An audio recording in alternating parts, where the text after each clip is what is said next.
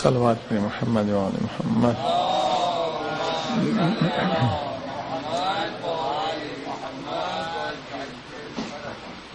اپنے اپنے مرحومین کے لیے، شہداء اسلام، بزرگ علماء کے لیے سورہ فاتحہ. بسم اللہ. الحمد للہ رب العالمین الرحمن الرحیم مالک یوم الدین ایاک نعبد و ایاک نستعین اهدنا الصراط المستقیم صراط الذین انعمت علیہم غیر المغضوب علیہم ولا الضالین. بسم اللہ الرحمن الرحیم. قل هو اللہ احد اللہ الصمد لم یلد ولم یولد ولم یکن له کفوا احد. بسم اللہ الرحمن الرحیم. قل هو اللہ احد اللہ الصمد لم یلد ولم یولد ولم یکن له کفوا احد. بسم اللہ اللہ احد اللہ الصمد لم یلد.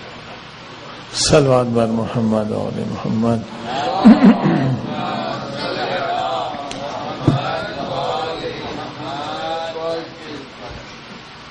بسم اللہ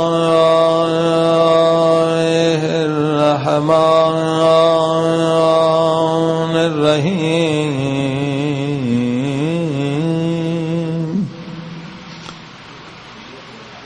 الحمد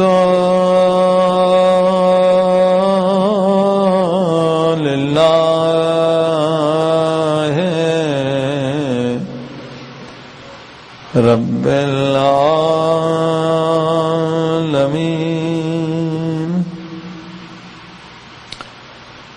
الحمد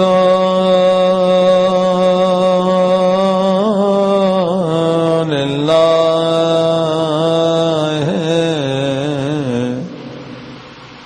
کما هو اہل.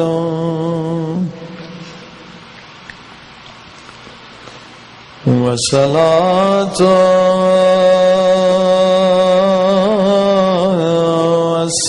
والسلام على سيد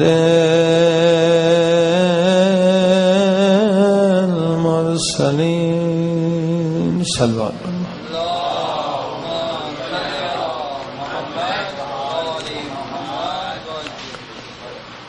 وشفيع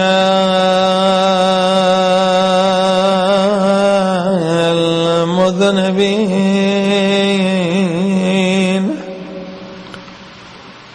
وخاتم النبيين أبي القاسم محمد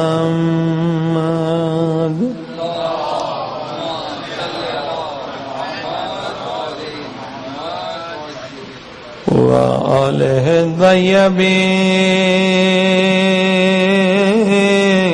الطيبين الطاهرين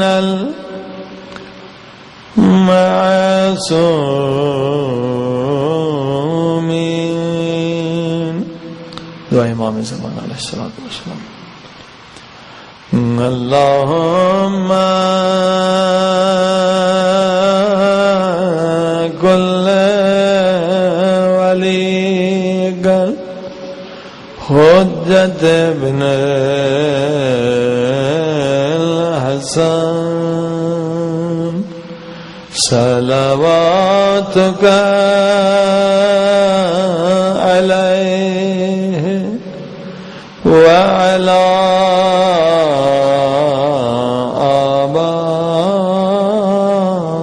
آبائه في هذه الساعة وفي كل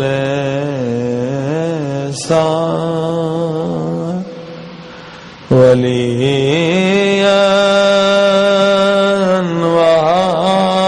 وحافظا وقائدا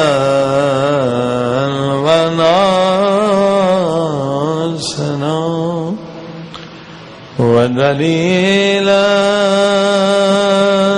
وعينا حداد اسکنه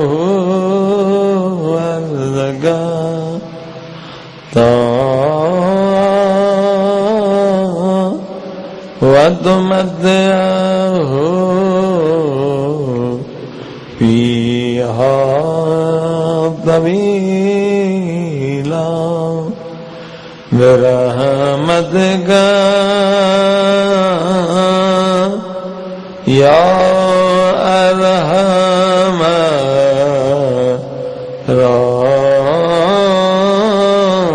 الراحمين.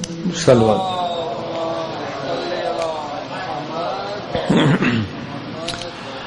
أما بعد فقد قال الله تبارك وتعالى في كتابه المجيد: بسم الله الرحمن الرحيم. فلينظر الإنسان إلى طعامه فاسألوا أهل الذكر إن كنتم لا تعلمون. صلوات محمد.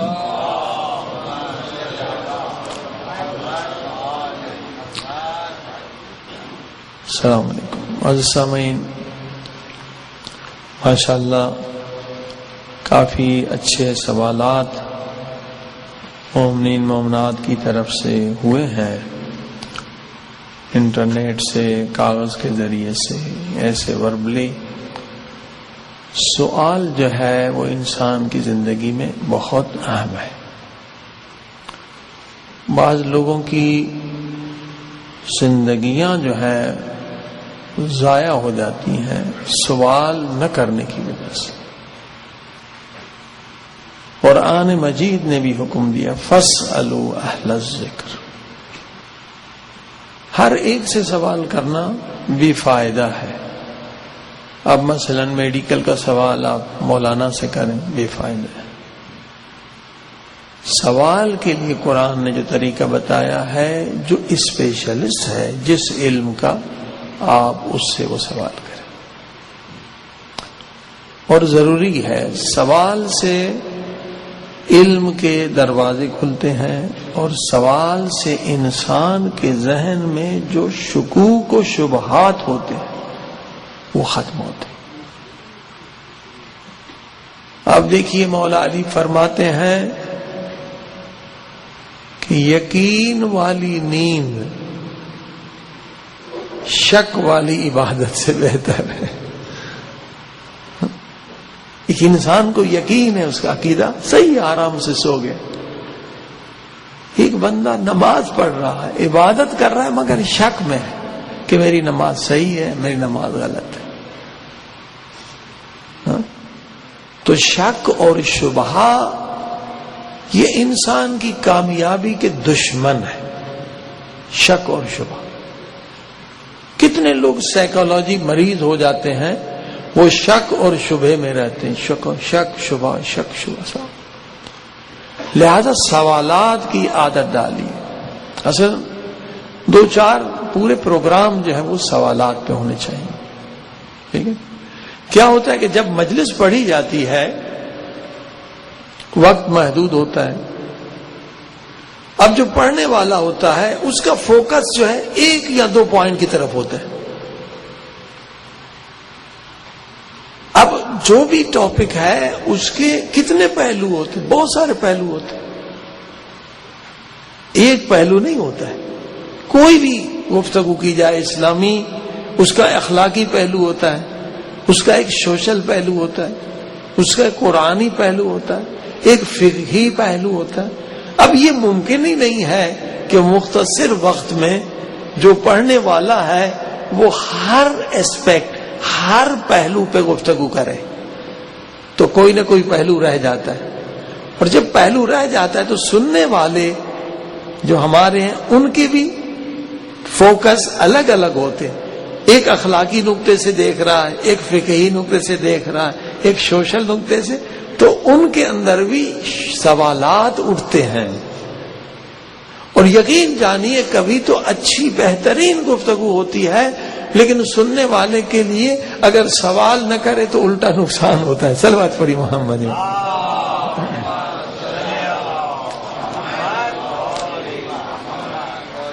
ہمیں یاد ہے کہ ہم نے ایک مجلس پڑھی ریاکاری پہ. ریاکاری بہت بری چیز ہے. الریا ہوا شرک کلن. حدیث ہے ریاکاری پورے کا پورا شرک ہے. پوری نماز تو ریاکاری پر ہماری مجلس ہوئی کہ ریاکاری نہ ہو. اب وہ کیا ہوا کہ 2 بچے بیچارے سن رہے تھے مگر ایک پہلو اس کا رہ گیا. اور یہ تو خدا کا شکر انہوں نے سوال کر لیا, ورنہ احادیث سے منطق سے بھری ہوئی مجلس تھی مگر سوال دیکھیے کتنا عام ہے. وہ کہنے لگے مولانا ابھی آپ کی مجلس کے بعد پہلے ہم نماز مستحب پڑھتے تھے, اب ہم نے نماز مستحب پڑھنا چھوڑ دیا ہے. صلوات پڑھیں محمد.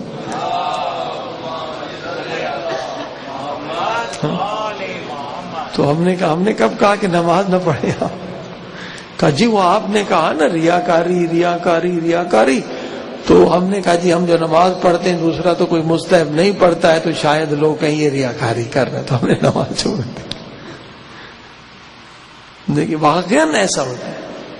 میں نے کہا بھائی اس کا مقصد یہ نہیں ہے کہ آپ الٹا سمجھ رہے ہیں, بلکہ ہمارے آیت اللہ استاد ہیں آیت اللہ مظاہری کہتے ہیں دیکھیں جب آپ علم حاصل کرتے ہیں نا تو آپ کا نفس بھی عالم بن رہا ہے, آپ اکیلے نہیں بن رہے. وہ جو دشمن اندر بیٹھا ہوا ہے وہ بھی عالم بن رہا ہے. اب آپ نے ریاکاری پہ مجلس سنی اور سوال نہیں کیا, آپ نماز تہجد پڑھتے ہیں, نفس کہے گا سو جا ریاکاری ہو جائے گی, کوئی دیکھ رہا ہے. صلوات پڑھیں محمد ایمان.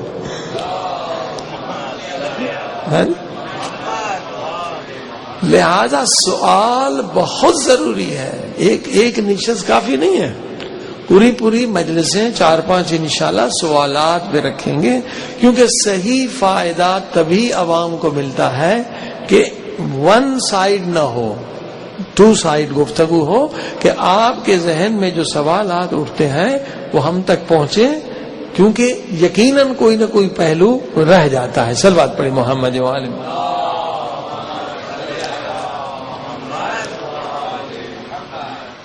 یہ تو سوال کی اہمیت آپ نے دیکھی. اب سوالات 2 قسم کے ہیں. ایک سوال تو یہ کہ 2 منٹ میں جواب دے دیا. ہاں جی, کس نے کہہ دیا کہ مولانا نماز میں روزے میں مثلا تیل لگانے سے روزہ باطل ہوتا ہے یا نہیں ہوتا؟ ہم نے کہا نہیں, باطل نہیں ہوتا, مکروہ ہے. 1 منٹ میں سوال کا جواب. لیکن کچھ سوالات ایسے ہوتے ہیں جن کے لیے 20 منٹ چاہیے تاکہ بندہ جو اس کا شک اور شبہ ہے وہ دور ہو جائے. وہ ممکن نہیں کہ 1 منٹ میں دور ہو جائے. صلوات پڑھی محمد.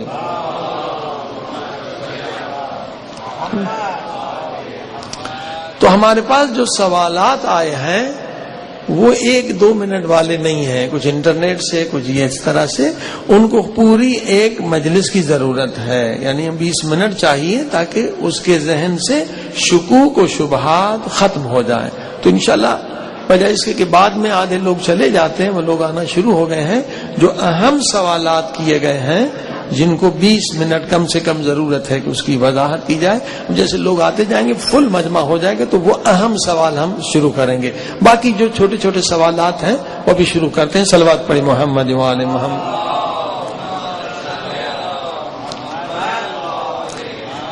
اور اس کے لیے آپ انشاءاللہ 2-3 مجلسوں اور بھی تیار, اور بھی سوالات آنے دیں, تاکہ جو اب یہ ٹاپک ہمارا ہے آج یہ غذا کا انشاءاللہ ختم ہو چکا ہے.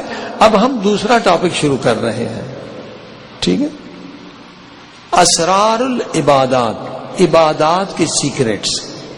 اب یہ دوسرا ٹاپک شروع ہوگا کیونکہ شب قدر آ رہی ہے.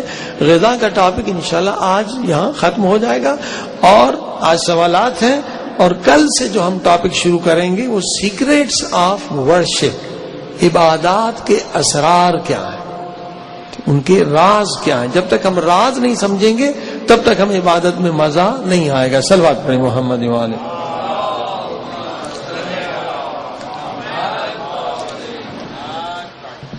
اچھا جی, اب سوالات شروع کرتے ہیں. ایک سوال یہ ہے کہ مولانا کوئی ایسا نسخہ بتائیں طب معصومین سے کہ جو خطرناک بیماریاں ہیں جیسے کینسر, اس سے ہم کیسے محفوظ رہیں.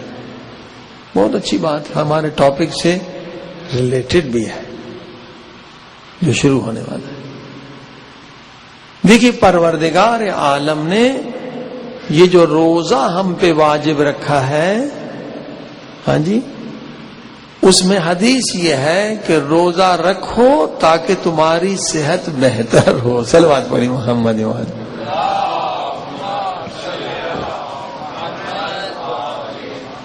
ٹھیک ہے، روزہ رکھیں تاکہ آپ صحت مند زندگی گزاریں. یہ نہیں کہ ہماری زندگی اسپتال اور قبرستان کے بیچ میں گزر جائے. ہے بیچارے لوگ کہ 8-10 سال اسپتال کشمکش میں ہوتے ہیں. صحت مند، دیکھیے یہ جو باڈی ہے نا، اس کی بہت اسلام میں اہمیت ہے. صحت آپ کی بہت، اصل یہ براق ہے. علماء کہتے ہیں یہ براق ہے جس پہ آپ بیٹھ کے پرواز کر سکتے ہیں. اگر یہ براق ہی کام کرنا چھوڑ دے تو آپ پرواز کہاں سے کریں گے؟ صحت اسلام میں سب سے زیادہ اہمیت جو ہے صحت ہے. یہ جو حلال حرام کا فلسفہ ہے، کوئی اللہ کو فائدہ نہیں.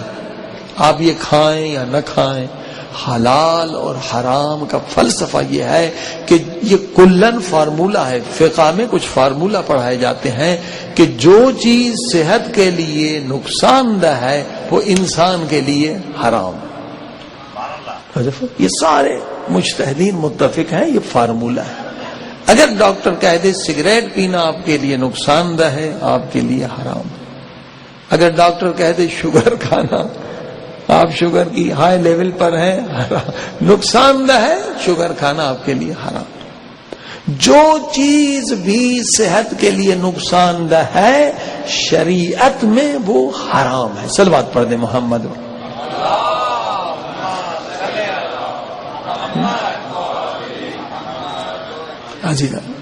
اب دیکھیے بہت ساری بیماریاں، خصوصاً جو کینسر اس زمانے میں بہت زیادہ بڑھا ہے، وہ کیمیکلز کے یوز سے. دیکھیے ہم تقریباً ہفتے میں حساب کریں تو ہم 20-30 کیمیکلز کھا جاتے ہیں. اسٹیبلائزر، ایملسیفائر، یہ جتنی چیزیں ہیں، یا ای فارمولا، یہ لوگوں نے پی ایچ ڈی کی ہے، ریسرچ کی. یہی سبب ہے گاڈلی فوڈ نہ کھانے کی وجہ سے. گاڈلی فوڈ کیا ہے؟ سب اللہ کا ہی ہے، لیکن جس میں کوئی ملاوٹ نہ ہو، جس میں کوئی کیمیکل نہ ہو. آرگینک فوڈ نہ کھانے کی وجہ سے یہ ساری بیماریاں ہیں کہ وہ بزنس مین فوڈ کی لائف کو بڑھاتا ہے، کھانے والے انسان کی لائف کو گھٹا دیتا ہے. صلوات پڑھیں محمد وعلى.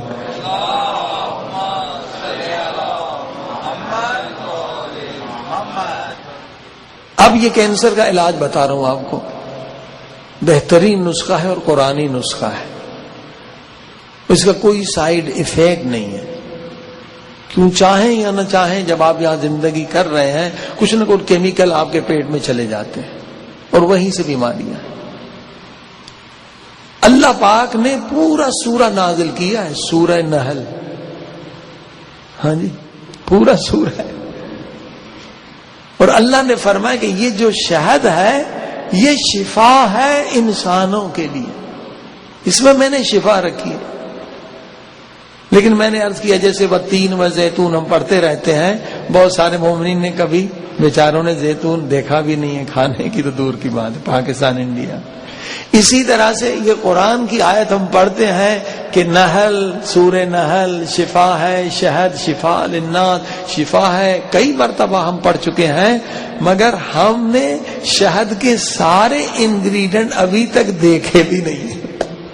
بہت ساروں میں شاید اس مجمع میں ہم سمجھتے ہیں شہد یہی ہے جو بازار میں ملتی ہے، ہنی، بس یہی ہے. اس کے اندر بہت سارے اور بھی اجزاء ہیں. یہ جو شہد کا چھتا ہوتا ہے بہت سارے لوگ تو پھینک دیتے ہیں، اسی میں شفا ہوتی ہے. ایک شہد ہے، شہد کے علاوہ اس کے اندر پولن ہوتے ہیں. شہد کی مکھی جب بیٹھتی ہے درخت پہ تو اس کے پاؤں میں وہ پولن لگتے ہیں، وہ آ کے اپنے گھر میں جمع کرتی ہے. اب یہ ہنی پولن جو ہے، یہ ریسرچ ہوئی ہے، سب سے بیسٹ غذا جو ہے، سب سے بہترین ملٹی وٹامن منیرل، تقریباً 80 کے قریب منیرل اور وٹامنس ہیں اس پولن میں. اور بڑھاپے میں جو لوگ بیچارے پیشاب پہ کنٹرول نہیں کر سکتے ان کے لیے یہ بہترین نسخہ ہے. کئی بیماریاں ختم ہوتی ہیں پولن سے. البتہ بعض لوگوں کو الرجی ہوتی ہے, وہ مت کھائیں, ٹیسٹ کریں, لیکن پولن جو ہے بہترین چیز ہے, بہترین قدرتی ملٹی وٹامن ہے جو ہمارے لوگوں نے آج تک دیکھے بھی نہیں, مگر جو ہیلتھ فوڈ وغیرہ لیتے ہیں انہیں پتا ہے پولن کیا ہے. یہ انگلینڈ کی کوئین بھی ناشتے میں پولن کھاتی ہے, 96 ہے, ابھی تک جوان ہے. صلوات پڑھیں محمد.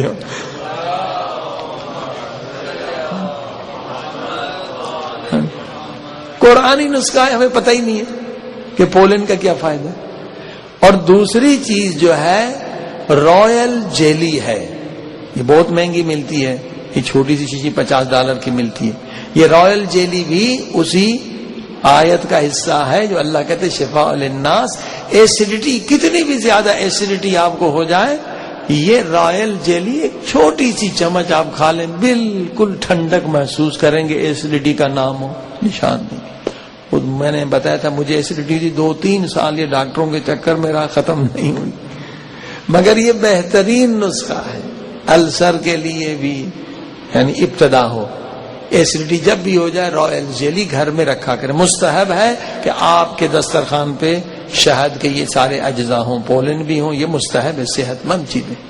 رائل جیلی یہ بھی انگلینڈ کی کوئین کھاتی ہے. یہ رائل جیلی جو ہے شہد کی مکھی کھاتی ہے, شہد کی مکھی کی کوئین, یہ کوئین کی غذا ہے. دوسری جو شہد کی مکھیاں وہ بناتی ہیں یہ شہد, اس کے لیے خاص ملکہ کی غذا ہے, جو شہد کے اندر ایک ملکہ ہوتی اس کی غذا ہے. تو اس میں اتنی طاقت ہے کہ وہ 500 سے زیادہ بچے دیتی ہے ملکہ, یہ رائل جیلی کی وجہ سے. یعنی پاورفل, بہت طاقتور چیز ہے جو ہم میں سے بہت ساروں نے ابھی تک نہیں کھائی ہوگی. صلوات پڑھتے محمد.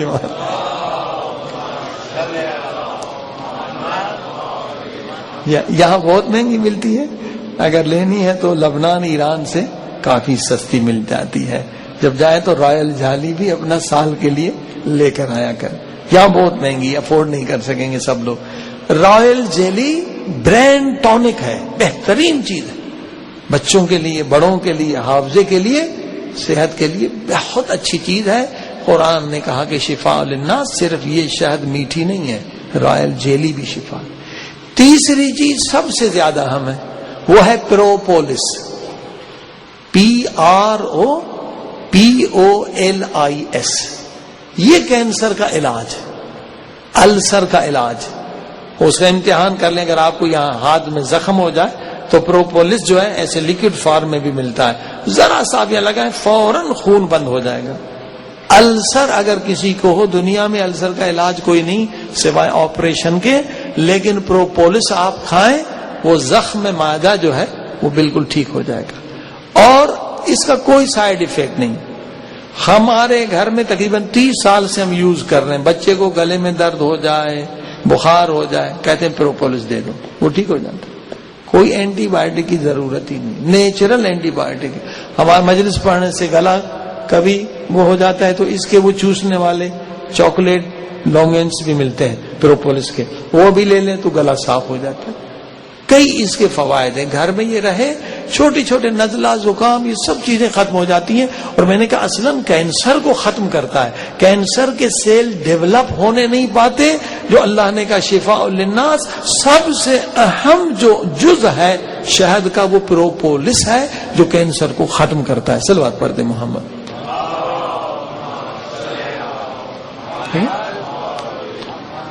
یہ 3 چیزیں آپ کے گھر میں ہونی چاہیے. شہد تو مل جاتا ہے, رائل جیلی, پروپولس اور خود پولن اور ہنی. مگر پروپولس اگر ایسے بھی آپ ایک دن میں کھائیں, یہ امیونٹی پاور بڑھاتا ہے, سائیڈ ایفیکٹ اس کا کوئی نہیں. مگر کیپسول جو آتا ہے وہ جیلیٹن کا حرام ہوتا ہے, اسے پھینک دیں. ٹیبلٹس اچھا ہے, پھر اس کے اندر سے جو پولن اصل ہے وہ پروپولس ہے وہ کھائیں, کیونکہ اکثر کیپسول جو ہے جیلیٹن کا ہے, مگر بہت کم ویجیٹیرین بناتے ہیں, تو اس کا احتیاط کریں. ایک ٹیبلٹس پروپولس کی آپ لے لیں تو امیونٹی پاور آپ کا بڑھے گا, اور یہ چھوٹی چھوٹی بیماریاں نہیں ہوں گی, اور کینسر سیل کبھی ڈیولپ نہیں ہوگا. صلوات پڑھیں محمد وآل محمد. اب دیکھیں کینسر سیل کیا ہوتا ہے. ہمارے باڈی میں مختلف قسم کے سیل ہیں، الگ الگ ٹائپس ہیں. اب سیل ایک فلو میں چل رہے ہیں. ایک مرتبہ ایک سیل جو ہے نا باغی ہو جاتا ہے، سسٹم سے بغاوت کرتا ہے. سب اس طرح جا رہے ہیں، وہ دیوار کے ساتھ کھڑا ہو گیا، باغی ہو گیا. اسی باغی سیل سے کینسر بنتا ہے.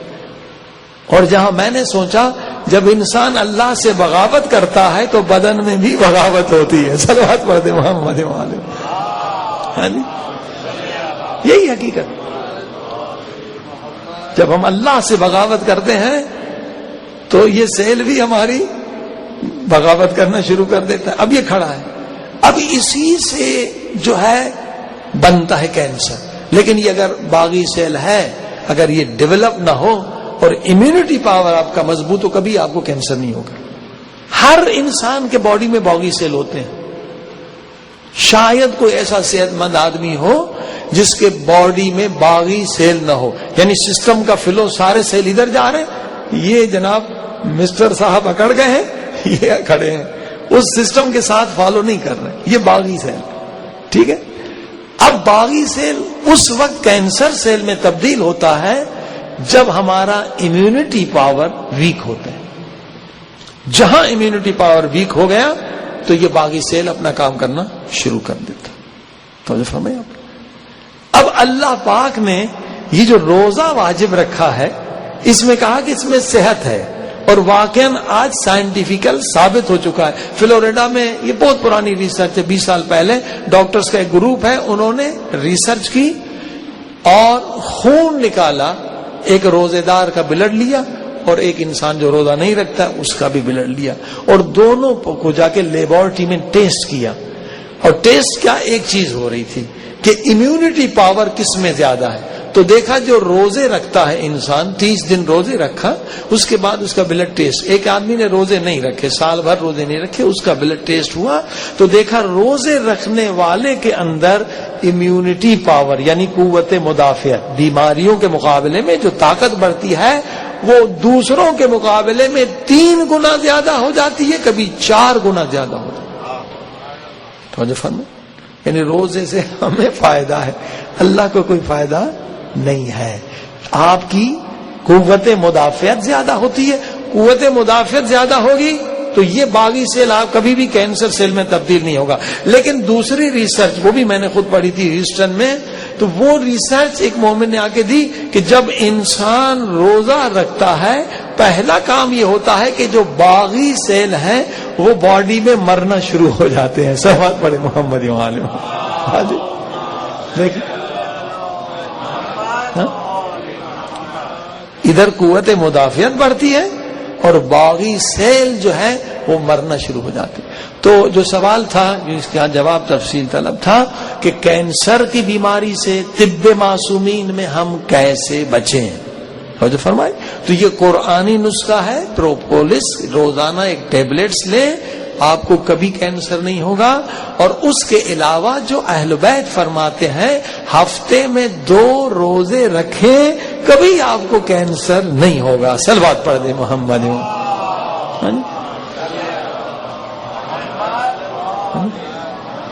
اور یہ ثبوت ہے. آپ دیکھیں ہمارے جتنے مجتہدین ہیں ان کی عمریں دیکھیں 90 سال 100 سال 110 سال. کیوں؟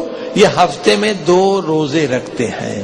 کبھی یہ نہیں کہ یہ آپریشن ہو دوسرا آپریشن. یہاں تو ایک آپریشن کا سیل بندہ جو ہے 5 آپریشن کر کے بیٹھا ہوا ہے، وہاں کوئی آپریشن نہیں کراتے. صحت مند نیچرل صحت ہوتی ہے. اور یہ برکت وہی روزے کی ہے کہ ہفتے میں 2 روزے رکھیں گے تو کیا ہوگا، امیونٹی پاور بڑھے گا اور کینسر باغی سیل مریں گے اور آپ کو انشاءاللہ کبھی کینسر کی بیماری نہیں ہوگی. صلوات پڑھے محمد والا.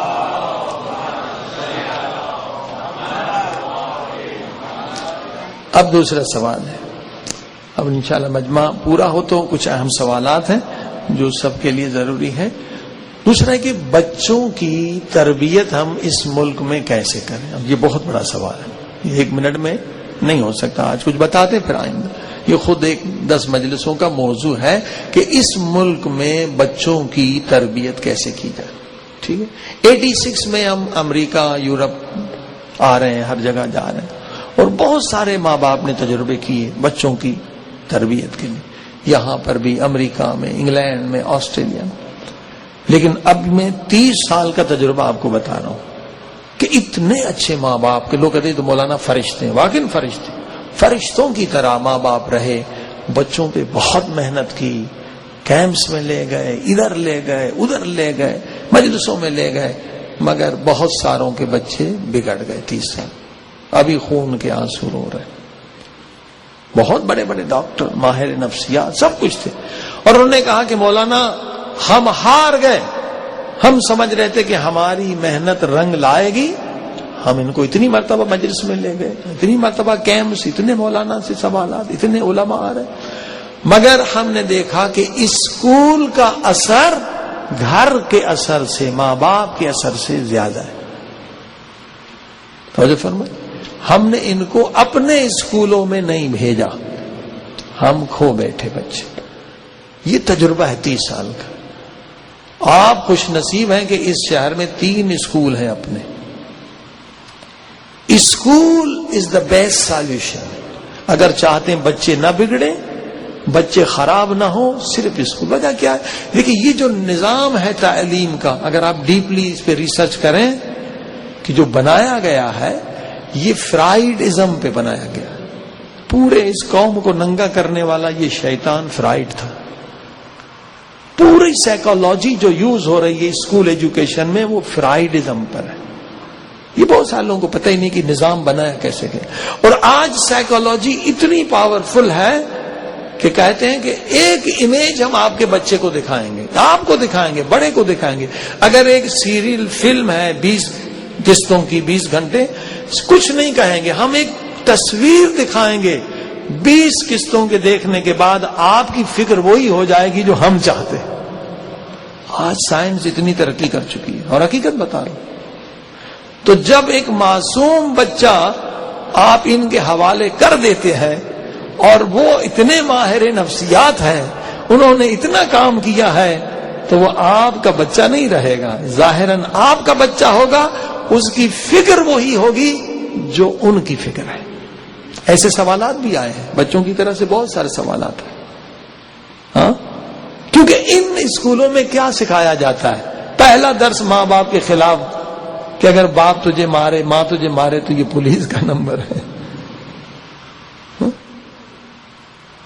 ایک حدیث یا ایک جملہ یا ایک بات والدین کے احترام میں انہیں نہیں سکھائی جاتی ان اسکولوں میں، تو بچے کہاں سے سیکھیں گے؟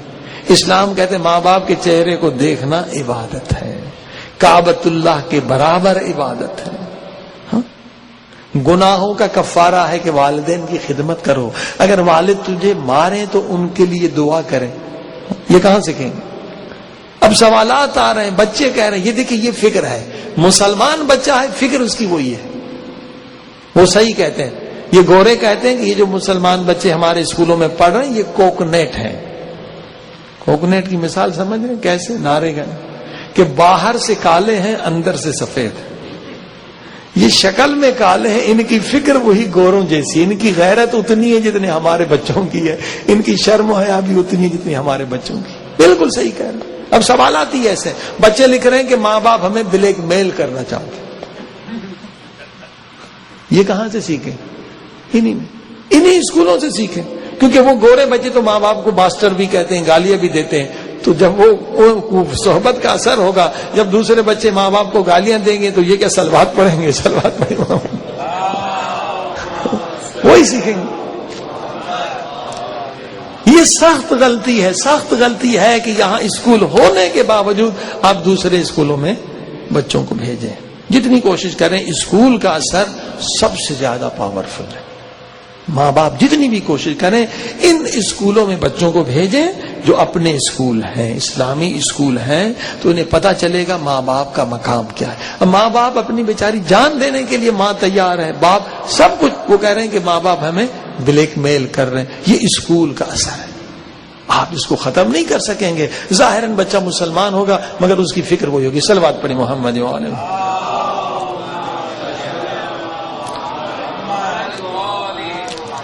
اب دیکھیے انگلینڈ میں جو ماں باپ سمجھے ہیں 40 مجھے پتا 40 کلومیٹر کبھی میل لوگ ڈرائیو کر کے بچوں کو لے جاتے ہیں اسلامی اسکول میں، انہیں پتہ ہے ورنہ بچے ضائع ہو جائیں گے. لہٰذا یہاں یہ نہ دیکھیں کہ اسکول دور ہے، یہ نہ دیکھیں فیس زیادہ ہے، یہ اللہ کی امانت ہے بچانے کا. یہی طریقہ، اور آپ خوش نصیب ہیں کہ اس شہر میں 3 اسکول ہے. بہت سارے اسکول مثلاً وہ شیعوں کے اسکول نہیں، وہ داخلہ نہیں دیتے. کئی لوگ بیچارے موو ہو جاتے ہیں، کیوں قانون ہے کہ اگر 3 کلومیٹر کے اندر گھر خریدیں تو کئی لوگوں کو انہوں نے اسکول میں اہل سنت کے تو انہوں نے نہیں دیا. شیعوں کو بھائی ہمارے پاس جگہ نہیں، ہم اہل سنت کو پہلے دیں گے. مجبوراً وہ شفٹ ہو گئے، انہوں نے گھر لیا اس کے قریب کہ ہم اپنے بچوں کو بچا سکیں. چاہے اہل سنت کے اسکول ہوں مگر وہاں انہیں شرم و حیا تو سکھایا جائے گا نا. وہاں فرائیڈزم تو نہیں ہے کہ ہر چیز سیکس ہے. فرائیڈ کا تو یہی نظریہ، ہر چیز سیکس ہے. لہذا اگر فرائیڈزم کے سسٹم کے اندر ہمارا بچہ رہے گا، دیکھیے فرائیڈزم کا مسئلہ کیا ہوتا ہے کہ شرم و حیا ختم ہو جائے، عورت کی حیا، بچی کی حیا ختم ہو جائے.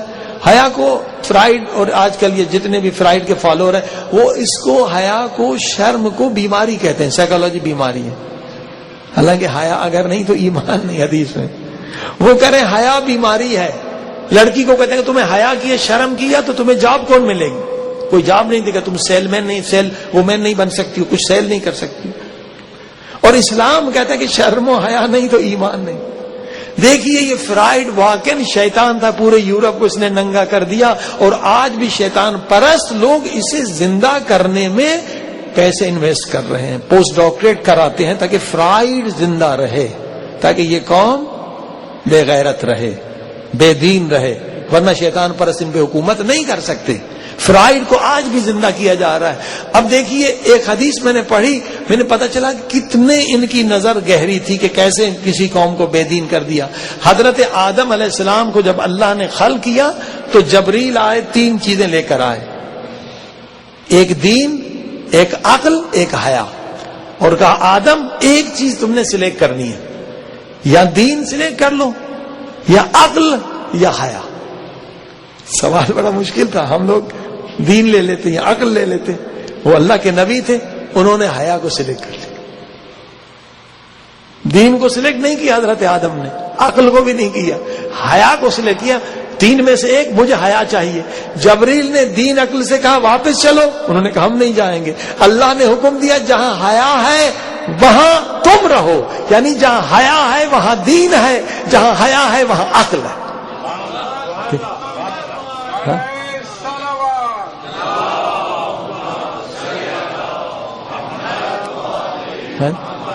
اب آپ دیکھیے فرائیڈ کا حملہ کس پر ہے؟ حیا پر ہے.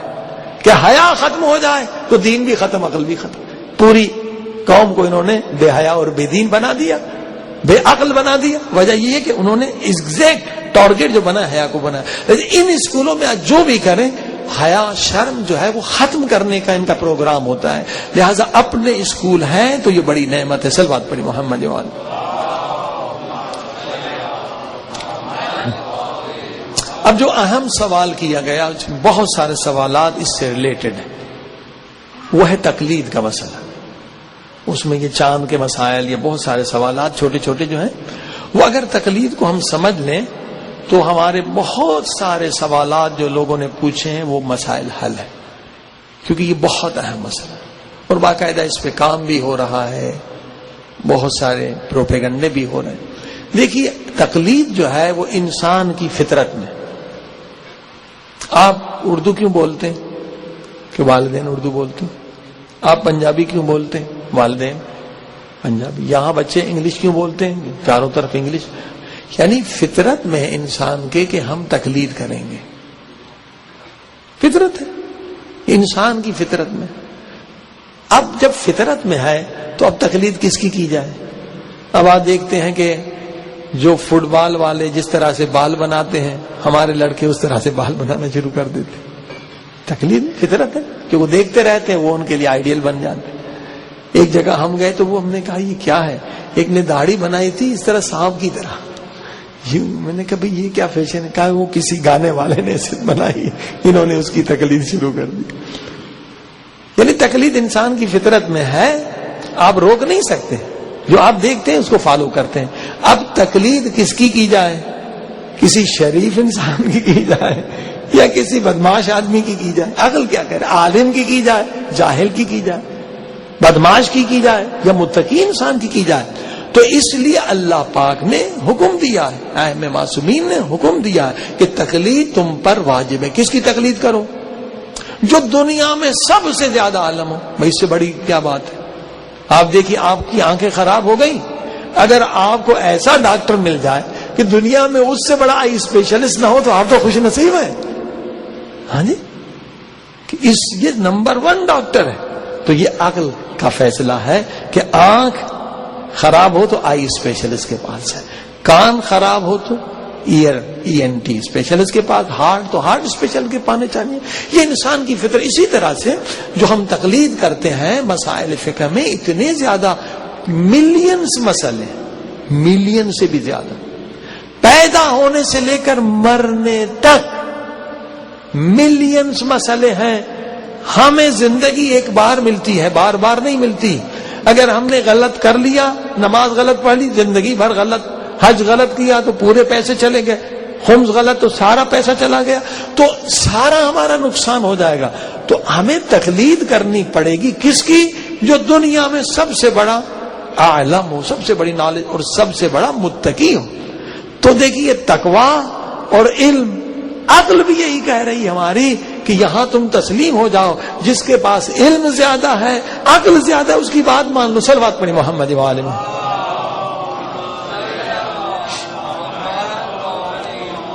ٹھیک، کوئی بھی انسان ہو، ہندو ہو مسلمان، جس کے پاس عقل زیادہ ہے اس کی بات ماننے گا، جس کے پاس علم، جیسے ہم کیوں پیسے دیتے ہیں جا کے ڈاکٹرز کو؟ ان کی عقل زیادہ ہے، اس میں علم اسی فیلڈ میں زیادہ ہے، یہ بات ہوگی۔ لیکن یہ بھی زبردستی نہیں ہے۔ اگر آپ تقلید نہیں کرنا چاہتے تو آپ خود مجتہد بن جائیں۔ کس نے روکا ہے آپ کو؟ مجتہد بننے کے لیے 40-50 سال لگتے ہیں، 7 PhD کے برابر انسان کو علم حاصل کرنا ہوتا ہے۔ عربی میں PhD، تفسیر قرآن میں PhD، علم حدیث میں PhD، ہاں، علم اصول میں PhD، فقہ میں PhD، علم اخلاق میں PhD، سوشولوجی میں 7-8 یعنی 50 سال زندگی آپ خرچ کریں، ہم آپ کی بات سنیں گے، مگر شرط ہے کہ صرف علم نہ ہو، تقویٰ بھی ہو۔ صلوات پڑھی محمد وعلم۔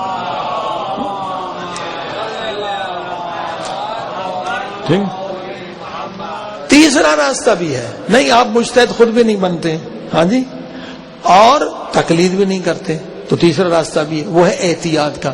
احتیاط میں اگر ہم نے ایک مجتہد کی تقلید کی تو ہم نے ایک مجتہد کا رسالہ پڑھنا ہے۔ اس وقت 100 مجتہدین ہیں، آپ احتیاط کرنے تو 100 کے مسئلے پڑھنے پڑیں گے، وہ بھی آپ کے اختیار میں۔ صلوات پڑھی محمد وعلم۔ ہاں جی،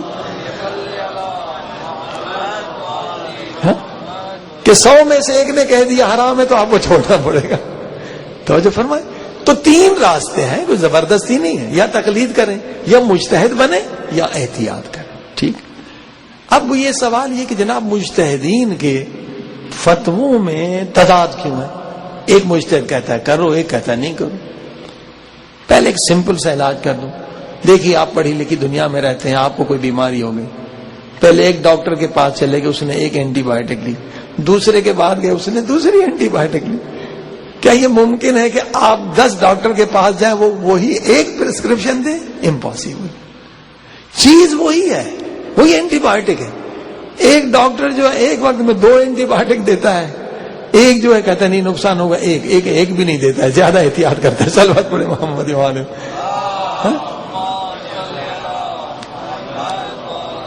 اب یہاں اینٹی بایوٹک دیتے ہی نہیں ہے کہ بھئی تمہارا اپنا امیونٹی ختم ہو جائے گا۔ پاکستان میں لوگ بیچارے جاہل ہیں، وہ ڈاکٹر 3 اینٹی بایوٹک کٹھے دیتا ہے کہ جلد ٹھیک ہو جائے تو میرا نام بڑا مشہور ہو جائے۔ اور ایسے ہیں، وہ دشمن ہیں اصل میں انسانیت کے، ایک وقت میں 3 اینٹی بایوٹک دے رہے ہیں، مگر بندہ ٹھیک ہو جاتا ہے۔ لوگ ان پڑھ کہ سب سے بڑا ڈاکٹر پاکستان میں یہی ہے جو 3 اینٹی بایوٹک کٹھے دے رہا ہے، حالانکہ وہ ان کا پورا سسٹم تباہ کر رہا ہے۔ تو اب آپ دیکھ رہے ہیں کہ اسی طرح سے مجتہدین میں جو مجتہدین بہت زیادہ احتیاط کرتے ہیں، بہت تقویٰ ان کا زیادہ ہے، وہ کہتے ہیں نہیں اس کو بھی چھوڑ دیں، یہ مکروہ بھی نہیں کرے، پھر مکروہ کرے گا تو حرام میں جا کے پڑے گا۔ اس طرح سے احتیاط کرواتے ہیں زیادہ، وہ مگر احتیاط واجب لکھتے بھی ہیں، یعنی اس میں اختیار ہے۔ احتیاط واجب جب لکھ دیا کہ آپ دوسرے مجتہد کا بھی مسئلہ اس کو بھی فالو کر سکتے ہیں۔ توجہ فرمائیں۔ لہذا کچھ مجتہدین زیادہ احتیاط کرتے ہیں، تقویٰ ان کا زیادہ ہے، وہ کہتے ہیں نہیں یہ بھی نہیں کرو، ٹھیک ہے. بعض مجتہدین کا درمیانہ ہے، بعض کا اتنا زیادہ تقویٰ نہیں ہے سب متقی.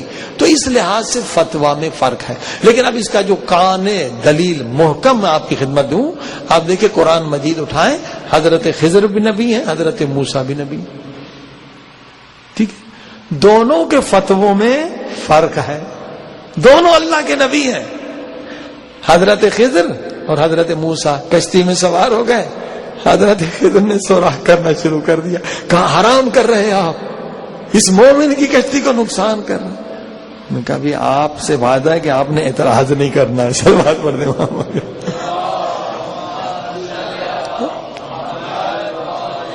قرآن کا قصہ ہے نا، قرآن میں ہے. دونوں نبی ہیں، ایک کہہ رہے حرام کر رہے ہیں، دوسرا کہہ رہے نہیں صحیح کر رہا ہوں. کیوں فرق ہے؟ کیونکہ دونوں کے علم میں فرق ہے. نبی ہیں، علم میں فرق ہے.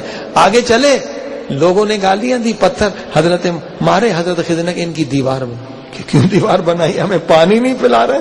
کہتے کہ اعتراض کیا تو الگ راستہ. کہ دونوں میں فرق ہے. آگے بڑھے، ایک بچے کو پکڑ کے گھونسا مارا، مر گیا. کہا اب تو میں چپ نہیں رہتا، آپ نے تو قتل کر دیا. ادھر سوراخ کیا، قتل کیا. اب بتاتے ہیں کہ دیکھو تمہارا علم ظاہر پر ہے، میرا علم باطن پر ہے. وہ جو سوراخ میں نے کیا نقصان کیا، مگر مجھے علم ملا کہ ایک ظالم بادشاہ کشتیاں چھین رہا ہے. میں نے کہا یہ سوراخ کیا، یہ تو چتی لگا کے بنا لے گا، اگر کشتی چلی گئی اس کا روزی چلی جائے گی. اور یہ جو دیوار بنائی اس کے نیچے یتیموں کا خزانہ ہے، یہ لوگ ظالم ہیں، یتیموں کا مال کھا لیں گے. اور یہ بچے کو جو گھونسا مارا، یہ ابھی تک اتنے ظلم، اتنے قتل کر چکا ہے، اور اگر اس کو میں نے زندہ چھوڑا تو ماں باپ کو کافر بنا دے گا. اب آپ نے دیکھا دو نبی ہیں، دونوں کے فتوا میں فرق ہے. ایک کہہ رہا ہے حرام کر رہے ہو، دوسرا کہہ رہا ہے صحیح کر رہا ہوں. ایک کہہ رہا ہے تم قتل کر رہے ہو، دوسرا کہہ رہا ہے میں صحیح کر رہا ہوں. تو مجتہدین بھی اس طرح سے ہے. بعض مجتہدین کے بعد علم عرفان ہے، علم عرفان علم باطنی ہے. بعض کے بعد علم فلسفہ ہے، فلسفہ علم عقلی ہے. لہذا اس وجہ سے ان کے فتوے میں بھی فرق ہے. صلوات پڑھیں محمد والے.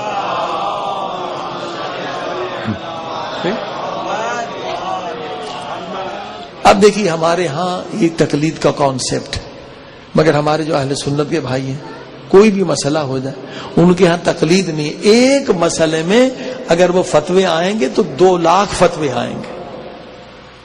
وہ بیچارے اس طرح سے پریشان.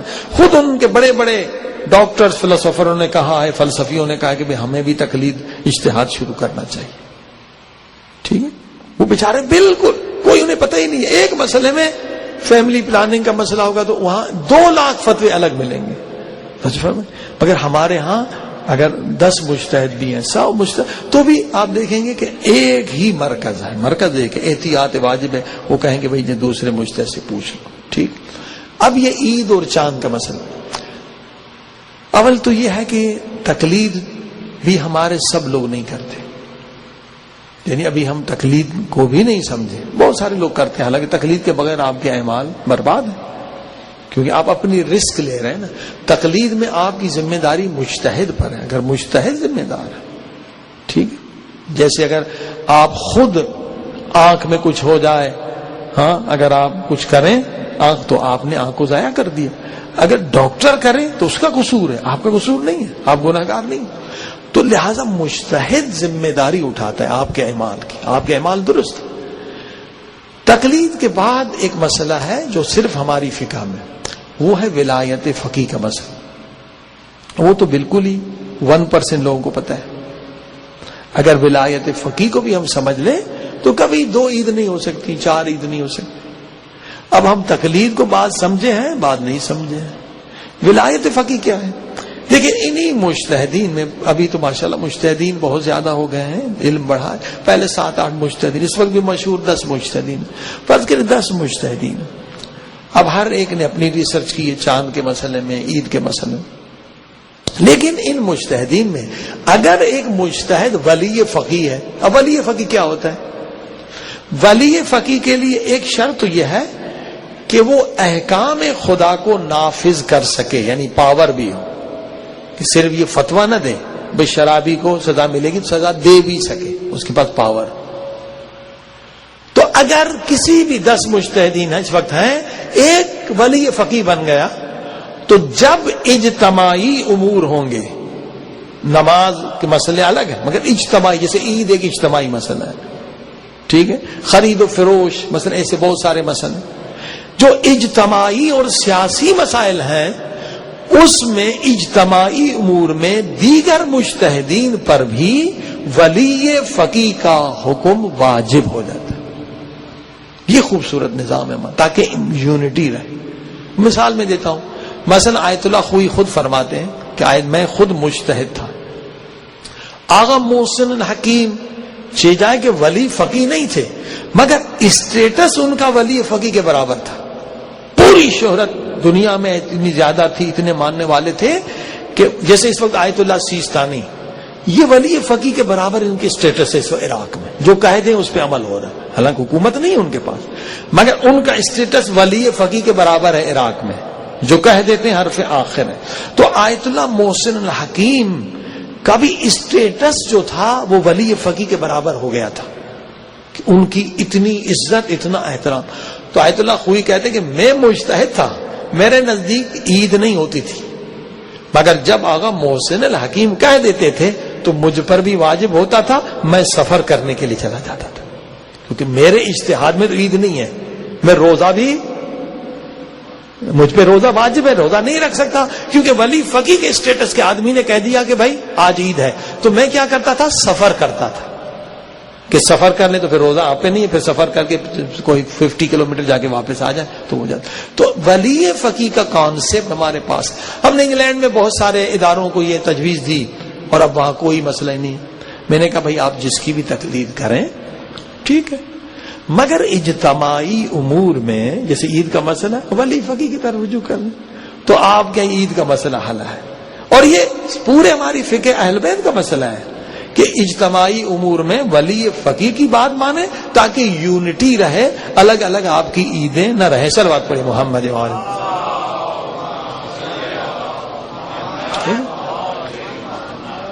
اب اس میں یہ ہوتا ہے کہ بعض لوگ اس مسئلے کو اپنی انانیت بنا لیتے، یعنی صرف عوام کا قصور ہے، عوام تو بیچاری فالو کرتی ہے.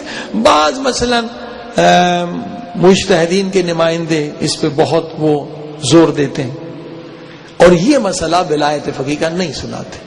وہ بھی ان کی غور سمجھتے ہیں کہ بھئی ہمارے مجتہد چھوٹے ہو جائیں گے، وہ بڑے ہو جائیں گے. اس میں چھوٹے بڑے کی بات نہیں ہے. کسی بھی اللہ اگر یہ طاقت دیتا ہے کہ وہ ولی فقیہ بن جائے تو فقہ اہل بیت نے کہا اس کا حکم مجتہد پہ بھی واجب ہے. ممکن ہے وہ علم زیادہ نہ ہو مگر کیونکہ اسے اسٹیٹس اللہ نے وَتُعِزُّ مَن تَشَاءُ وَتُذِلُّ مَن تَشَاءُ، اللہ نے اسے عزت دی ہے، وہ ولی فقیہ ہے، وہ احکام خدا کو جاری کر سکتا ہے، اس کا حکم مجتہد پر بھی واجب ہے. لیکن ہوتا یہ کہ بعض نے کہا نمائندے یہ تھوڑا سا اس مسئلے کو حساس بناتے ہیں. حساس نہیں ہے، کچھ کہتے ہیں نہیں اگر ولایت فقیہ کا مسئلہ ہم نے بتا دیا تو پھر ہمارے مجتہد کی ویلیو نہیں ہوگی. ایسی بات نہیں ہے، آپ کا مجتہد عالم ہے، متقی ہے، مگر یونٹی کی خاطر ولی فقیہ ایک ہی ہے، لہٰذا اس طریقے سے ہم ایک ہی عید منائیں گے، کوئی اختلاف نہیں ہوگا. صلوات پڑھیں محمد.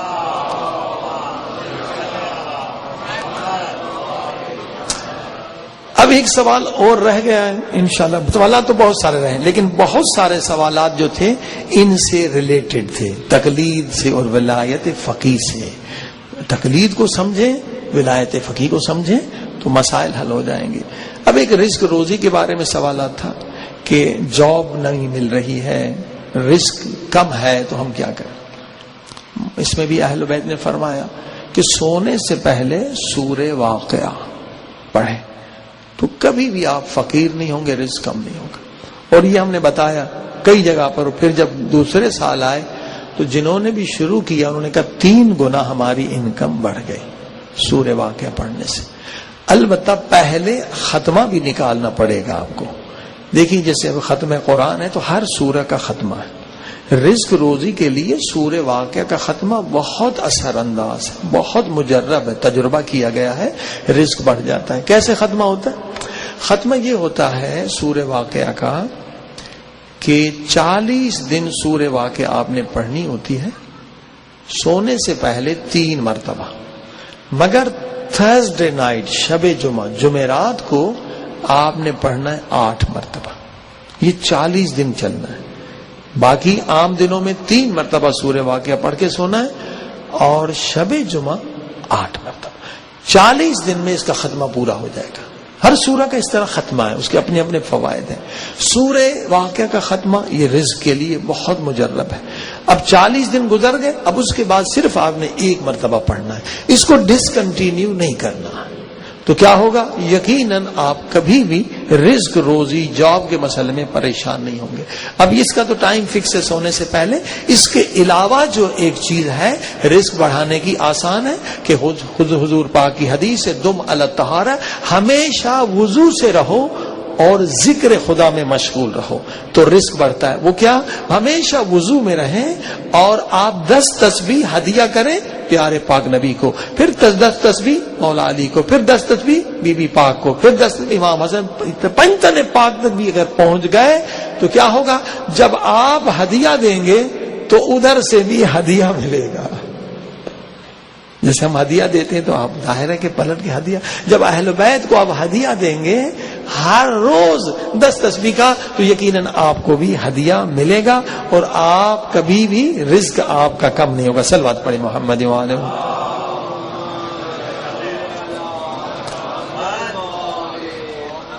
تو الحمدللہ یہ بہتر ہوا کہ پورا 1 گھنٹہ سوالات رہے اور انشاءاللہ اور بھی سوالات ہیں. کچھ اور سوالات آ جائیں تو 2-3 پوری مجلسیں جو ہم اسی سوالات پہ کریں گے. کچھ سوالات جو ہیں پورے تفصیل طلب ہیں، جیسے یہ تقلید کا مسئلہ تھا. اب 1-2 بڑے اور مسئلے بھی آپ اور سوالات لکھیں تو انشاءاللہ جو پھر نیکسٹ سیٹرڈے آئے گا تو اس میں پوری ایک مجلس جو ہے ریکارڈ بھی ہو رہی ہے، صرف سوالات پر ہوگی کیونکہ وقت اذان بالکل نزدیک ہے. آئیے دعا کریں کہ پروردگار بحق محمد و آل محمد ہر روز ہمارے علم میں اضافہ فرما. دیکھیے جس دن آپ کا علم نہ بڑھے حدیث میں ہے کہ گویا اس دن آپ پر اللہ کا عذاب ہے. حدیث یعنی مومن کو ہر دن علم بڑھانا چاہیے کیونکہ سب سے بڑا دشمن جو انسان کا ہے اس کی اپنی جہالت ہے. ہم کینسر کے مرض میں مبتلا ہوتے ہیں اپنی جہالت کی وجہ سے، گناہ کرتے ہیں اپنی جہالت کی وجہ سے، نافرمانی، سب کچھ جو نقصان ہوتا ہے اپنی جہالت کی وجہ سے. الحمدللہ آج کل انٹرنیٹ ہے، سیڈیاں ہیں، کتابیں ہیں اور بہت ساری کتابیں ہم لائے بھی ہیں. انشاءاللہ وہ یہاں دے کر جائیں گے. کوئی 1 لاکھ کتابیں ہم نے جمع کی ہیں، الیکٹرانکس کتابیں، اردو، انگلش، فارسی، عربی، پورا لائبریری ہے. انشاءاللہ ہم ادارے کو دے کے جائیں گے اور آپ سن سکتے ہیں. اور تقریباً میرے خیال میں 10,000 گھنٹے کے پروگرامز ہیں، مجالس ہیں، مختلف بڑے بڑے علماء کے دروس ہیں، زیادہ فارسی میں ہیں. تو یہاں کیونکہ ہمارے کوئٹہ کے مومنین بھی آتے ہیں وہ بھی آپ سیڈیاں یہاں سے لے سکتے ہیں. ہر دن ہمارے علم میں اضافہ ہو جائے. یہ روح کی غذا ہے. جیسے پیٹ کی غذا ہے تو اسی طرح سے روح کی غذا ہے کہ جس دن علم نہ بڑھے اس دن کو عذاب کا دن سمجھیں. تو ایک مجلس سن لیا کریں. اتنی اچھی اچھی سائٹیں ہیں، اچھا اچھا مواد ہے. پروردگار ہمارے علم میں اضافہ فرما، ہمارے عمل میں اضافہ فرما، ہمارے تقوی میں اضافہ فرما. جتنے مومنین آئے ہیں میرے اللہ ان کے مرحومین کی مغفرت فرما. جو نظر نیاز افطاری کر رہے میرے اللہ ان کے مرحومین کی مغفرت فرما، ان کے درجات کو بلند فرما. اس مہینے میں ہماری توبہ قبول فرما. اور آج ایک پروگرام بھی ہے پوری رات شب داری کا، انشاءاللہ اس میں بھی آپ شریک ہوں تو روحانی لذتیں ڈیولپ کریں. ہم اس مہینے کا مقصد یہ ہے کہ معنوی امام زین العابدین کی دعا پڑھی جائے گی جو بہترین دعا ہے معنویات اور روحانیت کو بڑھانے کی ہے. مساغا کی طرح پروگرام ہے پوری رات، ہم بھی ہوں گے اور علماء بھی ہوں گے. دعا عزاداری ماتم کا پروگرام ہے، باب العلم شاہد امام بارگاہ کا نام ہے، اس میں بھی آپ شریک ہوں. اور الگ الگ ہر چھٹی کے دن یہ پروگرام ہے کہ پوری رات ہم شب داری میں گزاریں اور معنوی لذتیں حاصل کریں. پروردگار اس مہینے میں ہمیں معنوی لذتیں نصیب فرما. میرے اللہ سب کی دعائیں قبول فرما، بیماروں کو شفا. اس کا علاج طب معصومین سے. صلوات پڑھ دیں محمد.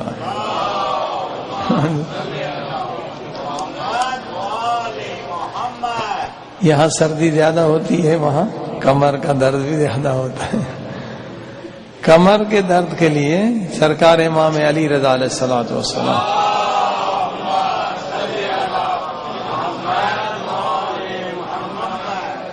فرماتے ہیں چنے کا استعمال کمر کے درد کے لیے اچھا ہے، مگر پکوڑے بنا کے نہیں۔ کمر کے درد کے لیے چنے کا استعمال حمص جو عرب کھاتے ہیں، حمص میں چنا ہوتا ہے، تل ہوتے ہیں، تل کا پیسٹ ہوتا ہے، تہنیہ بولتے ہیں، یہاں بھی ملے گا، آپ گھر بنائیں۔ تہنیہ، چنا، تھوڑا سا لیمبو اور روغن زیتون اصلی۔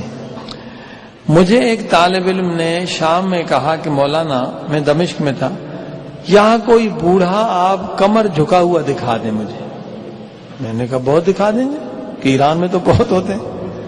میں تھک گیا، مجھے کوئی کمر جھکا ہوا بوڑھا نظر نہیں آیا۔ یہ حمص کی برکت ہے۔ شامیوں کا ناشتہ حمص ہے، ہر وقت کی ان کی چٹنی حمص کی ہے۔ اور امام علی رضا فرماتے ہیں کہ کمر کے لیے بہترین چیز جو ہے وہ چنا ہے، مگر چنے کو پکوڑا بنا دیا تو وہ تو پھر فائدہ نہیں ہے، وہ تو جل جاتی ہر چیز۔ چنے کو پیستے ہیں ابال کے، تو اس میں تل کا پیسٹ ڈالتے ہیں۔ تل کے کولیسٹرول بھی کم کرتا ہے، اومیگا 3 بھی ہے تل میں، بہت سارے فوائد ہیں۔ اور پھر روغن زیتون اولیو آئل، اور تھوڑا سا ٹیسٹ کے لیے اس میں لیمو بھی ہوتا ہے۔ تو یہ بہترین چیز ہے۔ صلوات پڑھ دیں محمد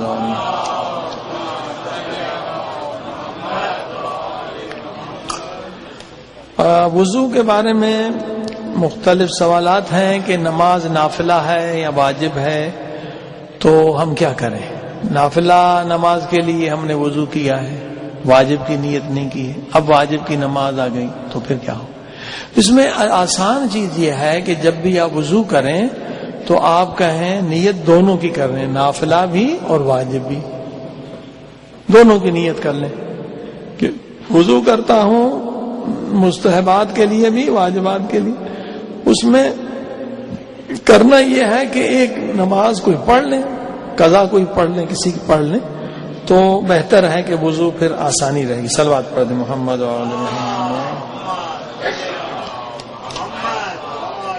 آذان و اقامت مستحب ہے، اگر قضا نمازیں پڑھ رہے ہیں تو ضروری نہیں ہے کہ آپ آذان اور اقامت بھی کہیں، یہ مستحبات ہے، لہذا اس میں کوئی مسئلہ نہیں ہے۔ صلوات پڑھیں۔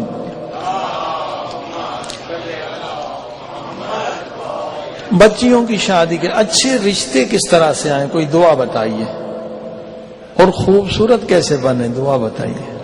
صلوات پڑھیں محمد۔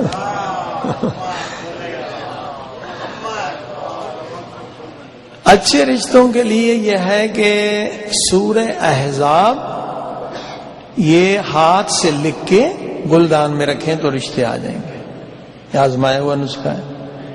ایک خاتون بیچاری 45 سال کی تھی، کہا مولانا مجھے تو کوئی رشتہ نہیں ملے گا۔ میں نے کہا ٹرائی کریں، یہ روایت ہے، اس میں کوئی حرج نہیں۔ اور ماشاءاللہ انہوں نے سورہ احزاب ہاتھ سے لکھی، اور میرے خیال 1 مہینے کے اندر ان کے پاس اچھے رشتے آنا شروع ہو گئے۔ تو یہ بہت اچھی چیز ہے، سورہ احزاب ہاتھ سے لکھیں، گلدان میں رکھیں تو اچھے رشتے آتے ہیں۔ ٹھیک ہے، اب خوبصورت بننے کے لیے کیا کریں؟ دیکھیے آپ کے بچے خوبصورت بن سکتے ہیں اب آپ کو تو جو صورت ملی ہے وہ وہی ہے، مگر روایتوں میں ہے کہ بچے جو ہے آپ اپنے خوبصورت بنا سکتے ہیں۔ یہ حمل کے دوران بہت ساری چیزیں ہیں جو تاکید ہے، کھائیں، بچہ خوبصورت بھی بنے گا، عقل مند بھی بنے گا۔ اس میں ایک چیز ہے بہ کو کہتے ہیں کوئنس، انگلش میں یہاں ملتا ہے بہ، کوئنس فروٹ ہوتا ہے، سخت ہوتا ہے بڑا، تو یہ بہ کی تاکید ہے کہ بہ کھلائیں حمل کے دوران، تو 2 چیزیں ہوں گی، بچہ جو ہے عقل مند ہوگا اور خوبصورت ہوگا۔ اور دوسرا گلابی، اور گلابی جو لال ہو تو بچے کے گال لال ہوں گے، پکوڑے کھلائیں گے سڑا ہوا بچہ پیدا ہوگا۔ صلوات پڑھیں۔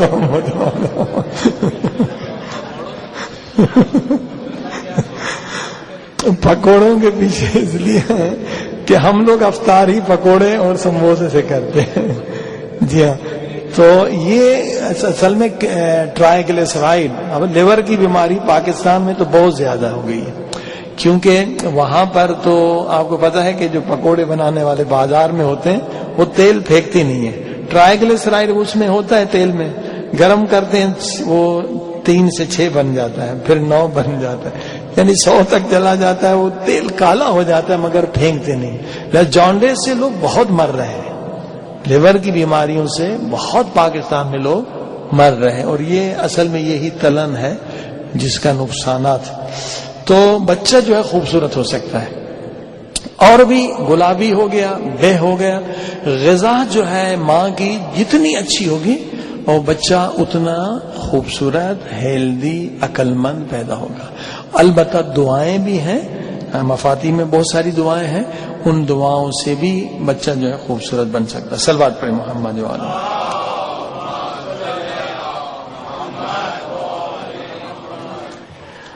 اچھا، درازی عمر کے لیے دعائیں. دیکھیے درازی عمر انسان اپنے اعمال سے عمر بڑھا بھی سکتا ہے، گھٹا بھی سکتا ہے، یہ آپ کے اختیار.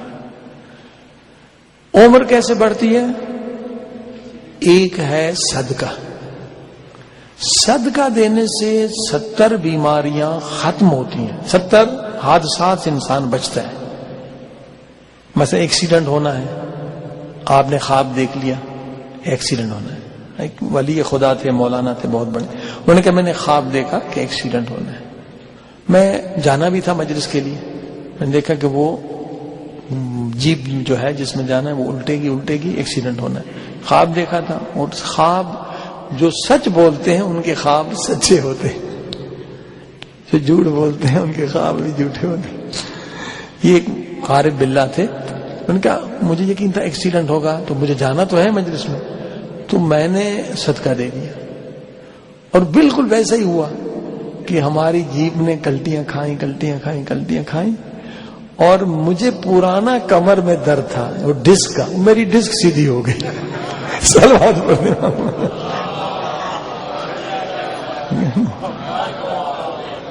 تو یہ صدقے کے فوائد ہیں کہ مصیبت سے 70 مصیبتوں سے صدقہ آپ کو بچاتا ہے. مگر عمر اس طرح سے بڑھتی، لیکن عمر بڑھنے کے 2 اعمال ہیں اہل بیت نے بتایا. ایک صلہ رحم کرے، یعنی غریب رشتہ داروں کی مدد کریں. اب یہاں بیٹھ کے اگر آپ نے تھوڑے رقم بھی بھیج دی تو ایک بچہ آپ کے خاندان کا، آپ کے رشتہ داروں کا، اس کی تعلیم ہو سکتی ہے، اس کی شادی ہو سکتی. صلہ رحم سے 100% عمر بڑھتی. اور میں آپ کو 100 آدمی گنوا سکتا ہوں کہ جو صلہ رحم کرتے ہیں ان کی عمر 100 سے اوپر ہے. ہاں، صلہ رحم ایک چیز ایسی ہے جس سے عمر بڑھتی. آپ کو بڑھانا ہے، اپنے غریب رشتہ داروں کی، پہلے رشتہ دار ہیں پھر مومنین ہیں، ان کی مدد کریں. بلکہ آپ کو بتاؤں کہ یہ امریکہ میں تجربہ ہوا ہے. امریکہ کے ایک اسپتال میں 40 مریض تھے جن کے بچنے کی کوئی امید نہیں تھی.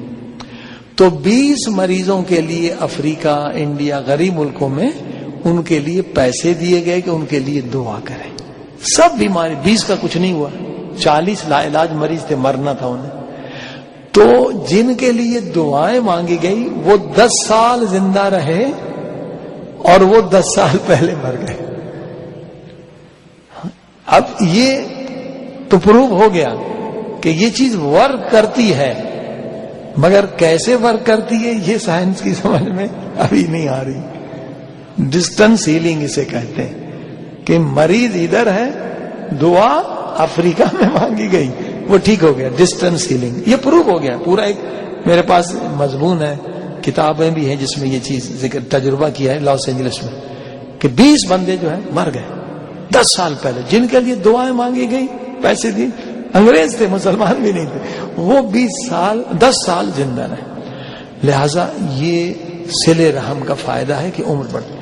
دوسری چیز جو عمر بڑھاتی ہے وہ علم آل محمد ہے. صلوات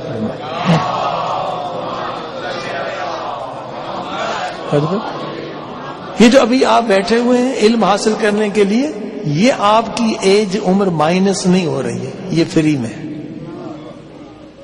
ہاں جی فرمو. اور اس کے لیے ہمارے پاس بہت ساری حدیثیں ہیں، دلیل. ایک نبی تھے، اس کے پاس ایک امتی تھا بیٹھا ہوا، تو ملک الموت انسانی شکل میں آئے، اسے گھور رہے تھے. وہ ڈر گئے تھے کہ یہ کون آدمی مجھے ڈر ہے، انسانی شکل میں. بہرحال ملک الموت صاحب تھے، وہ گھبرا گئے. جب چلے گئے تو کہا یہ کون تھے؟ کہا نبی نے کہا یہ ملک الموت. کہا مجھے ہی گھور رہے تھے. کہا اس لیے کہ تیرے زندگی کا ایک دن رہ گیا. اب وہ رونا شروع کر دے. ایک دن؟ اب میں نے تو کچھ کیا ہی نہیں قبر کے لیے، آخرت کے لیے کچھ، میری عمر بڑھا دے.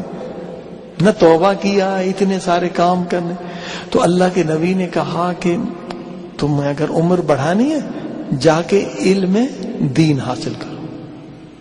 تو اس نے کہا ایک دن میں کیا علم حاصل کروں گا؟ کہا جب تک پڑھتے رہو گے وہ ٹائم تمہاری عمر سے کٹے گا نہیں. اور وہ کئی سال زندہ رہے، دن ایک تھا مگر وہ پڑھتے رہے، لہذا وہ عمر اس کی بڑھتی چلی گئی. صلوات پڑھی محمد. لہذا جتنا بھی وقت علم قرآن و اہل بیت حاصل کرنے میں لگائیں گے عمر آپ کی بڑھے گی. اور دلیل کیا ہے؟ آپ سارے مجتہدین کی عمریں دیکھ لیں، کوئی 90 سال سے کم ہے، سب اوور 90، آرام سے 100 110 تک چلے جاتے ہیں سارے ہمارے مجتہدین. ہاں کوئی مجتہد بتائے جو چھوٹی عمر میں مر گیا، کیونکہ ان کا کام ہے پڑھنا اور پڑھانا. علم حاصل جتنا بھی آپ کریں گے اہل بیت کا آپ کی عمر مائنس نہیں ہوگی، عمر بڑھے گی. ٹھیک. اب کیونکہ ایک آخری چیز رہ گئی ہے، جوڑوں کا درد. صلوات پڑھی محمد. یہ بھی زیادہ ہے یہاں. گھٹنوں اور جوڑوں کا درد، طب معصومین میں اس کا کیا علاج ہے؟ دیکھیے امام جعفر صادق علیہ السلام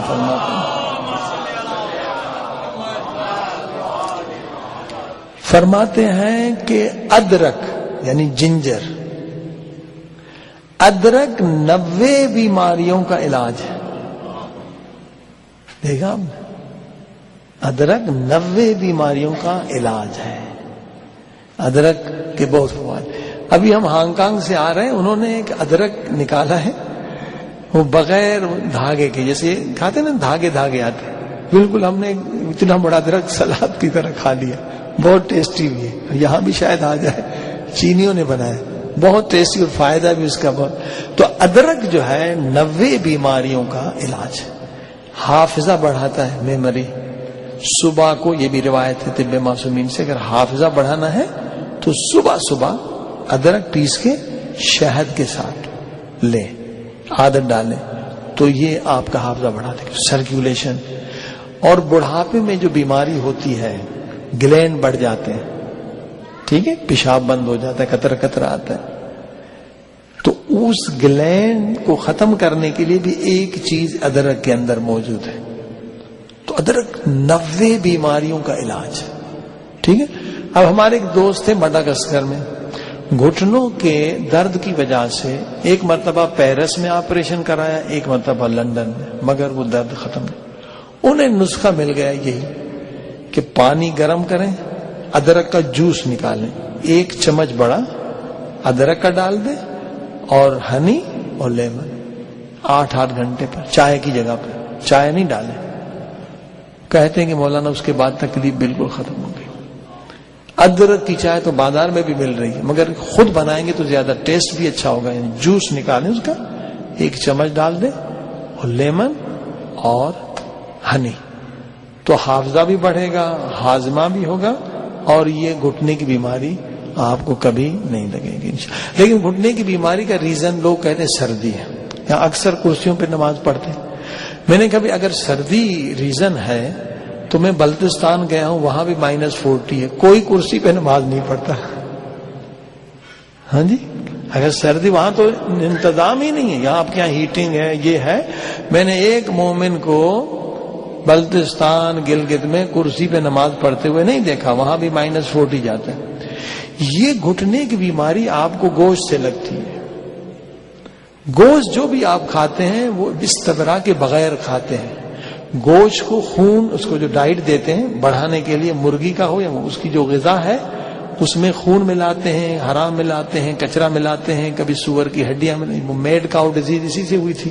کتنے لوگ مر گئے تھے کہ اس کو گائے کو کھلا رہے تھے کریش کر کے ہڈیاں، بونز پگ کے. یہ جو مرغیوں کو کھلاتے اس میں خون ملاتے ہیں. تو جو بھی حیوان حلال بھی اگر حرام کھا لے اس کا استبرا ہے. آپ کوئی بھی گوشت استبرا والا نہیں کھاتے، مگر یہ کہ آپ خود بزنس شروع کریں. ہم نے کچھ کسائی اپنے ہاں بنا لی ہے، وہ خود یہ کاروبار کرتے ہیں، تو ایسا ہے کہ استبرا بھی ہو جاتا ہے، شیورٹی بھی ہوتی ہے، حلال بھی ہوتا ہے. تو استبرا کیا ہے؟ مرغی کا استبرا آسان ہے کہ مرغی کو آپ 3 یا 4 دن صرف حلال دانا پاک کھلائیں، کوئی خون وون وغیرہ نہ ہو، پھر وہ استبرا اس کا ہو گیا. بکرے کا زیادہ ہے، کسی کا 5 دن ہے، کسی کا 6 ہے، کسی کا 7 ہے. اونٹ کا بہت زیادہ ہے. یہ استبرا ہے. تو آپ جو گوشت کھاتے ہیں وہ مکروہ کھاتے ہیں. تو مکروہ کا نقصان اللہ کو نہیں ہوتا، ہمیں ہی ہوتا ہے. مکروہ کھائیں گے تو یہ گھٹنے کا درد رہے گا. اس لیے اپنے کا کسائی بنائیں. خود امام بارگاہ میں ایک سسٹم ہو، مرغی خانے بنائیں، بکرے خانے بنائیں. دیکھیے آسٹریلیا میں بہت فائدہ ہے. ہم آسٹریلیا میں گئے تو وہاں کچھ کرنا نہیں ہوتا، زمینیں بہت بڑی ہیں، بہت سستی ہے. بکرے چھوڑ دیں آپ، بکرا ملتا ہے $20 کا، بڑا ہو جائے تو $90-100 کا. نہ اس کو گھاس دینا ہے نہ کچھ. وہ پانی کا بھی سسٹم ہے. 3 مہینے کے بعد ٹیکا لگاتے ہیں. کوئی آدمی رکھنے کی ضرورت نہیں. بکرے کی چوری نہیں ہوتی کہ وہاں 5 سال کی سزا ہے. کوئی بکرا نہیں چوراتا ہے. ہم نے کہا یہ دھندا شروع کر دے. لوگوں نے شروع کر دیا کہ بھئی حلال بھی کھائیں گے، استبرا بھی ہوگا. اس میں تو آپ کا کھانا خراب ہو جاتا ہے. یہ گھٹنے کے آپریشن بھی اصل میں ایک وہ پیسے کمانے کا طریقہ ہے، کوئی فائدہ اس میں نہیں ہوتا ہے. ڈسک یہ رکھتے ہیں وہ رکھتے ہیں مگر کچھ فائدہ نہیں ہے. لہذا بہترین سالوشن یہ ہے کہ خود اپنا بزنس کریں. بکرے پالیے، مرغیاں پالیے، استبرا کر کے امام بارگاہ میں آ کے سیل کریں. ہمارے ہاں ایک مومن کا ذمہ لگا دی، بہت کما رہا ہے. اب وہ مرغی بالکل خود اپنے ہاتھ سے پاک صاف آ کے نماز جمعہ کے بعد دیتا ہے. سب لوگ اس سے خریدتے ہیں، بہت کما رہا ہے. اب تو اس کہتا ہے میں پورا ہی نہیں کر پا رہا ہوں. تو اپنے بزنس کریٹ کریں. اب آج کل جاب لیس لوگ ہیں، کوئی بھی ہمت کرے تو انشاءاللہ شبہ قدر میں اعلان ہو جائے گا کہ استبرا والی مرغی ملے گی آپ کو انشاءاللہ.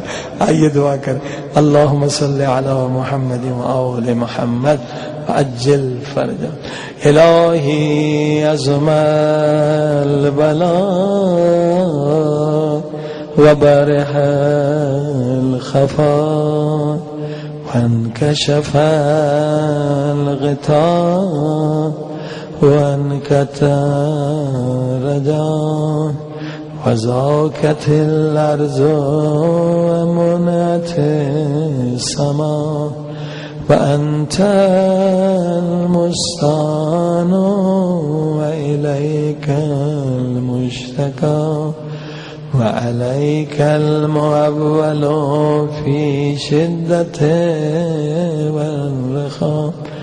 اللهم صل على محمد وآل محمد أولي الأمر الذين فرضت علينا طاعتهم وعرفتنا بذلك منزلتهم ففرج عنا بحقهم فرجا عاجلا قريبا كلمح البصر أو هو أقرب.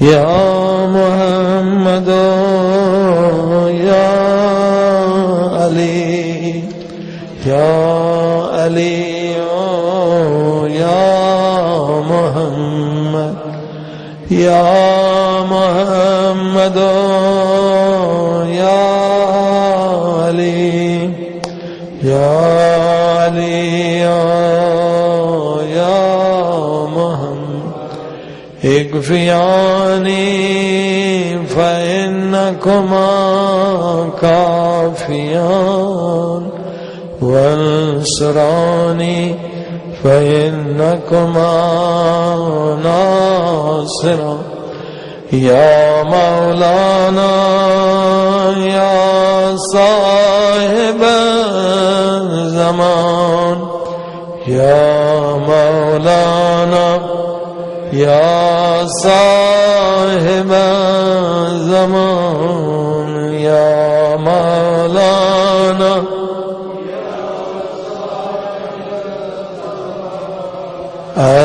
الغوث الغوث الغوث أدركني أدركني أدركني